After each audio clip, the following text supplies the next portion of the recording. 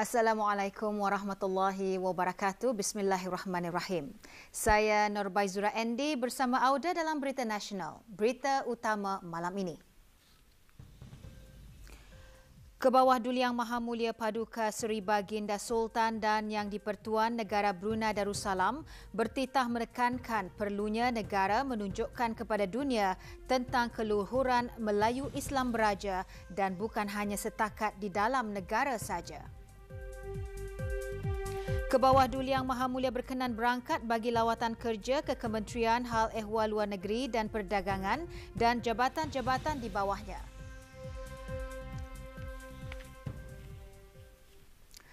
Kebawah Duli Yang Maha Mulia Paduka Seri Baginda Sultan Haji Hassan Al-Bolkiah Muizzaddin Wad Daulah, Ibni Almarhum Sultan Haji Omar Ali Saifuddin Sa'dul Khairiwaddin, Sultan dan Yang di-Pertuan Negara Brunei Darussalam bertitah menekankan perlunya negara menunjukkan kepada dunia tentang keluhuran Melayu Islam Beraja dan bukan hanya setakat di dalam negara saja. Baginda bertitah menegaskan dasar negara adalah berpaksikan Melayu Islam Beraja.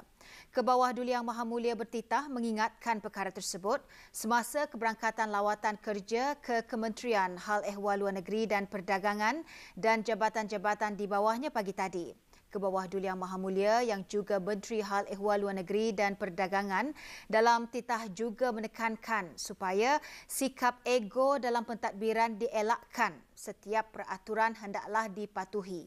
Menyentuh mengenai kerja berpasukan, Baginda menekankan dalam kerja berpasukan tidak ada pihak yang boleh dianggap lebih istimewa dari yang lain, terutama dalam menangani dasar dan polisi negara.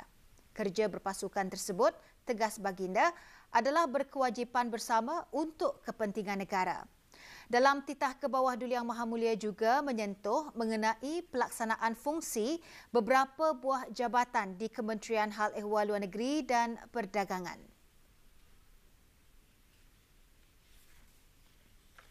Soalnya, adakah semua jabatan yang banyak ini sudah dapat berfungsi dengan cukup baik?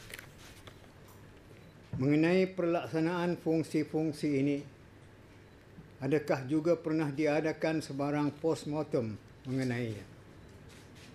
Beta sendiri ingin tahu atau membaca hasil daripada postmortem tersebut. Postmortem pada hemat beta adalah penting untuk mengetahui sejauh mana kemajuan atau kesan dari rancangan atau kerja yang sudah dilaksanakan. Daripada postmortem, kita juga dapat mengetahui kelemahan-kelemahan atau kekurangan-kekurangan kita jika ada. Dengan itu dapatlah kita membaikinya.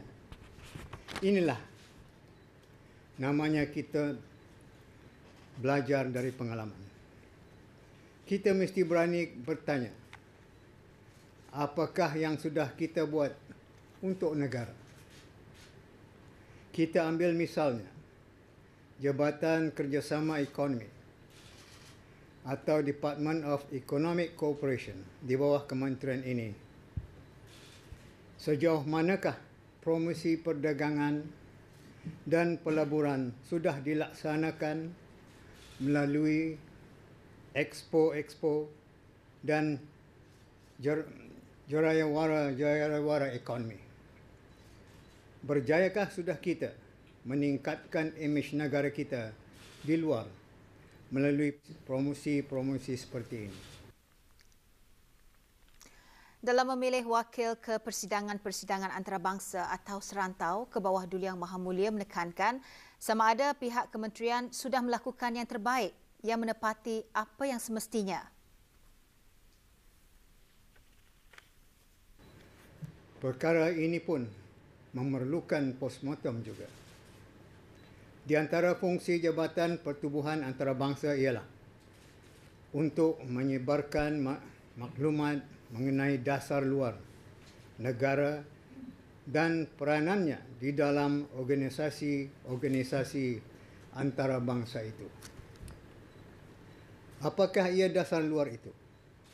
Kita jangan lupa sama ada dasar luarkah atau dasar dalamkah paksinya adalah MIB. Beta tegaskan di sini, MIB bukanlah ia untuk tahan-tahan di dalam negara saja, tetapi juga untuk dibawa keluar.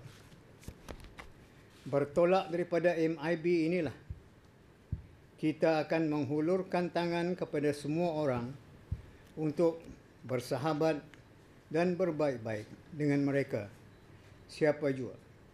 Kita mesti tunjukkan kepada dunia akan keluhuran MIB itu, bukan menapuknya. Berkaitan MIB, kita perlu merancang dan bertindak tanpa bercanggah dengannya. Kita tuju sasaran dan luruskan cara, sehingga kelihatan benar-benar sesuai dan tidak janggal. Misalnya, siapa yang benar-benar sesuai untuk kita pilih mewakili Brunei ke pertubuhan-pertubuhan dunia di dalam persidangan-persidangannya. Kita mesti pilih mereka yang benar-benar berkemampuan dan berpengalaman, yang dapat memberikan gambaran tepat siapa kita dan Brunei ini yang sebenarnya di mata dunia. Kebawah Duli Yang Maha Mulia juga mengambil berat tentang matlamat jabatan-jabatan. Di antara yang penting, titah baginda, ialah matlamat mempromosi dan melindungi kepentingan-kepentingan negara di dalam organisasi-organisasi antarabangsa. Rakan-rakan dialog dunia bukanlah satu, tetapi banyak. Di sana ada UN atau PBB, ada OIC, atau Pertubuhan Kerjasama Islam, ada Commonwealth,